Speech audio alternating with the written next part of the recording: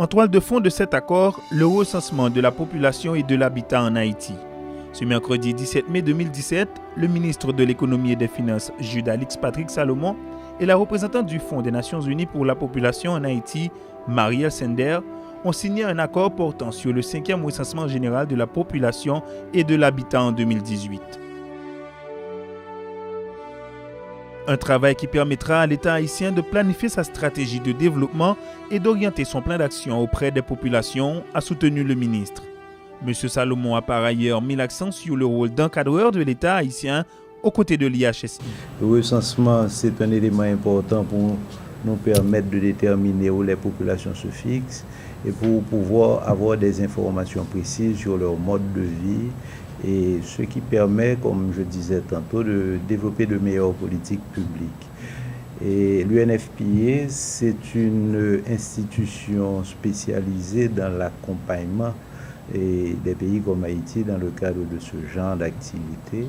Et on peut comprendre que les éléments méthodologiques sont importants pour nous assurer que les données collectées le soient dans de bonnes conditions, qu'il n'y ait pas de biais éventuellement dans les questions qui sont posées et pour nous assurer que le traitement des informations se fasse selon les règles de l'art. Donc dans ce contexte-là, l'UNFPA accompagne le processus et on est aussi certain, et ceci, l'UNFPA l'a salué tout à l'heure hors micro, la qualité des ressources humaines dont nous disposons. Et il n'y a pas de doute sur le fait que les professionnels de l'IHSI sont compétents et savent ce qu'ils font, mais cet accompagnement est nécessaire pour nous parce que ça nous permet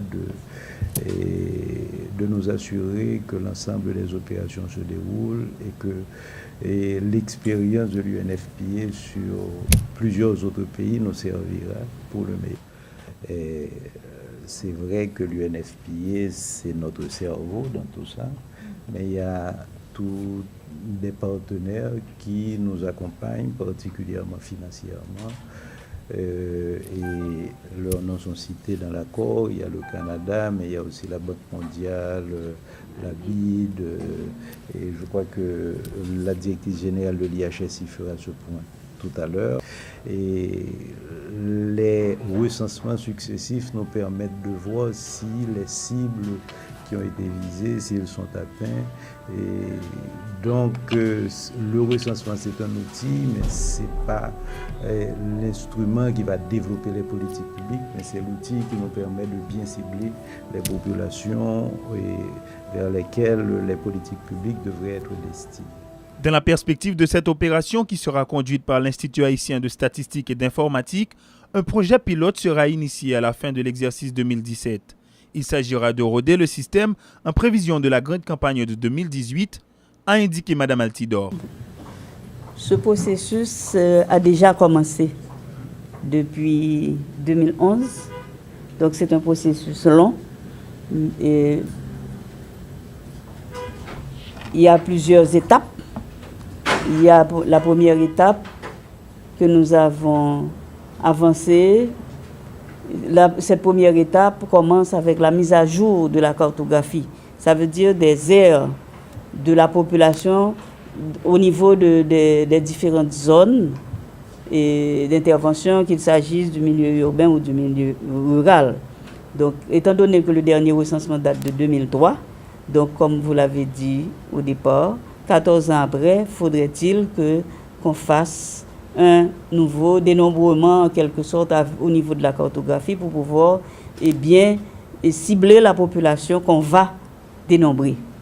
Donc sur cette base-là, cette opération a commencé depuis 2011, 2012. Nous sommes en train d'avancer, d'aboutir à l'aire métropolitaine que nous avons lancé la mise à jour des aires au niveau de la région métropolitaine pour pouvoir cibler la population.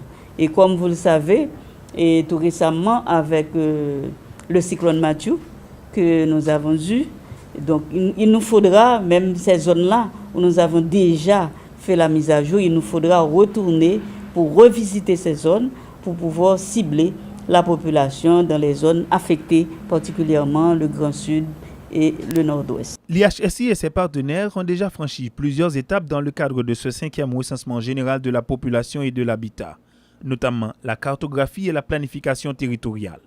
L'idée est de mettre à jour sa base de données en conformité avec les objectifs de développement durable à l'horizon 2030. Nous avons travaillé avec l'IHSI depuis longtemps, comme Mme Altidore a déjà dit.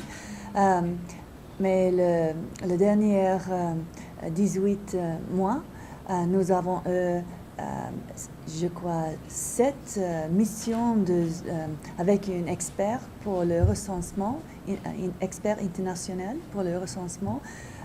Il a aidé IHSI et il a accompagné IHSI pour faire une mise en place pour la préparation. Il a regardé la cartographie, le logistique, l'équipement de Internet et beaucoup d'autres choses. Et nous avons aussi commencé à regarder comment parler, comment faire une sensibilisation pour le recensement, parce que c'est très important que tout le monde dans les pays connaît bien pourquoi nous ferons un recensement et comme le recensement pour aider le gouvernement et la population pour faire le chemin dans l'avenir. La prochaine étape, c'est la préparation pour le pilotage du recensement. Mais je crois que c'est mieux si IHSI pour expliquer. Et aussi, je voudrais dire que la signature aujourd'hui, c'est une étape pour faire un partenariat avec le gouvernement haïtien, les banques mondiales, le BID et aussi Canada. L'accord avec le Canada, c'est un peu plus tard, mais tout le monde est en accordance pour l'accord.